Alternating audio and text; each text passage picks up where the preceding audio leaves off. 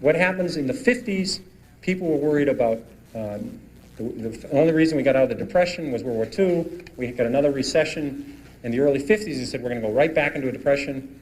People were worried about a depression in the 50s, and they worried about nuclear war. I mean, back then, you know, the little warheads they had then, they couldn't blow up McLean, West Virginia, or McLean, Virginia, you know, or Charlestown. You know, if they blow it with somebody put on a hat, we'd all get under our desk, you know. But in the 50s, people wouldn't buy stocks, except for the 80s. The 50s was the best decade this century of the stock market. And people wouldn't buy stocks in the 50s because they're worried about nuclear war and they're worried about depression. Then people, remember when oil went from 4 to 40 and it was going to go to 100 and we're going to have a depression? Remember that one? Well, about 3 years later, the same experts, now higher paid, oil's now at 10, and they said it was going to go to 4 and we're going to have a depression. And then the Japanese, remember how the Japanese were going to own the world? Remember that one?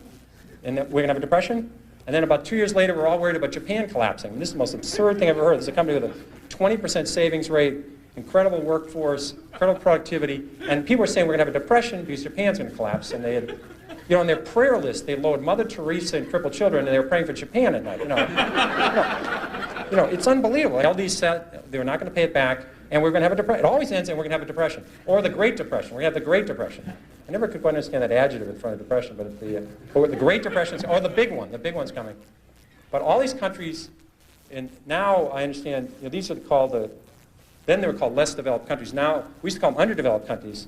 Those are all wrong terms. Those are not politically correct. You have to call these emerging countries. You can't use less developed or underdeveloped because that's, in fact, the other day I heard the politically correct term for somebody that's overweight is laterally challenged. That's so there's always something to worry about, and the key organ in your body in the stock market is your stomach. It's not the brain.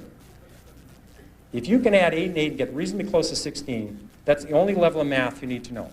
So all you have to know is you're going to see, it's always going to be scary, there's going to be always something to worry about, and you just have to forget all about it. Cut it all out and own good companies or own turnarounds.